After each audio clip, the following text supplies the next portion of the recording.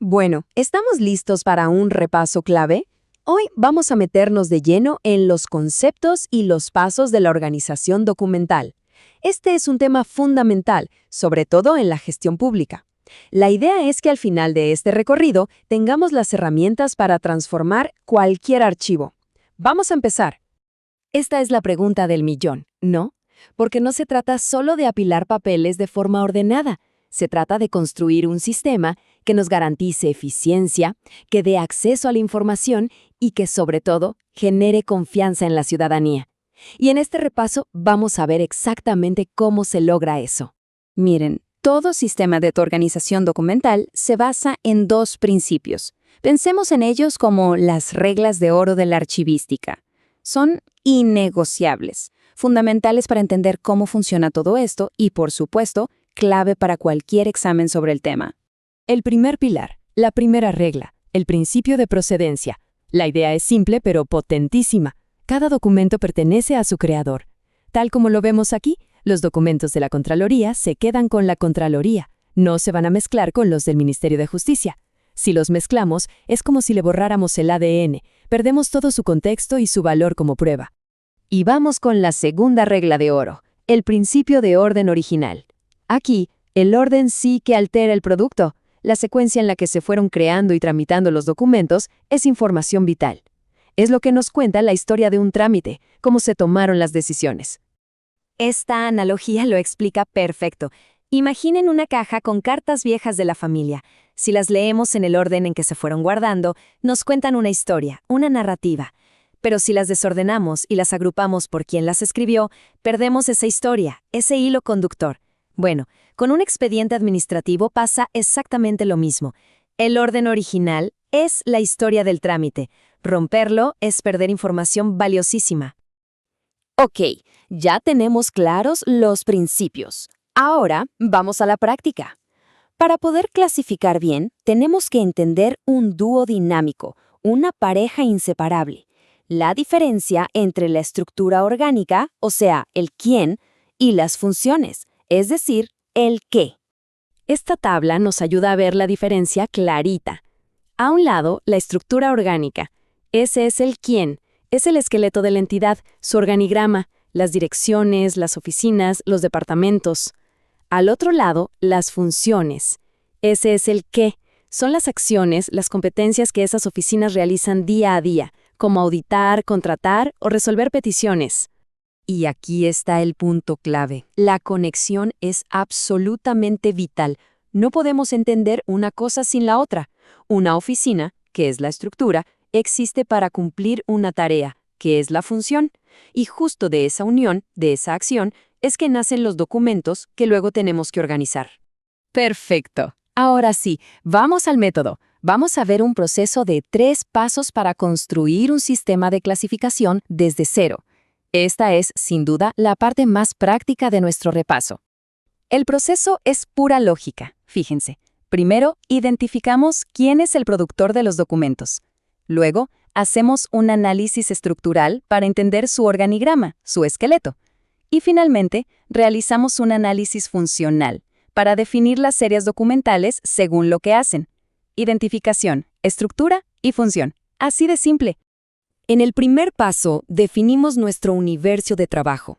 El fondo documental es eso, el conjunto de todos los documentos de una institución. Aquí nos toca investigar un poco su historia, por qué se creó, cuál es su base legal y, muy importante, determinar si es un fondo abierto, o sea que sigue produciendo documentos, o si ya es un fondo cerrado o inactivo. Este es el punto de partida de todo.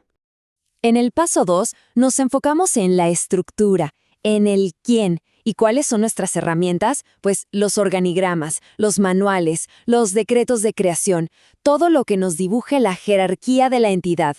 El resultado de este análisis son las secciones y subsecciones, que no son más que un reflejo de cómo está organizada internamente la institución.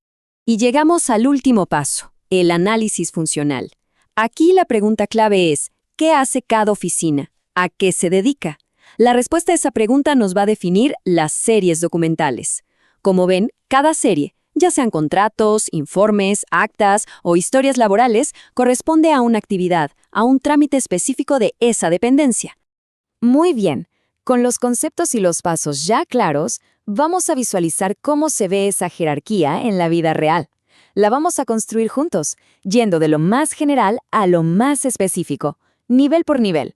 Empezamos en la cima de la pirámide, el nivel 1. Este es el fondo. Es el universo completo, el total de los documentos. Por ejemplo, todos los papeles producidos por la Contraloría General de la República. Todo.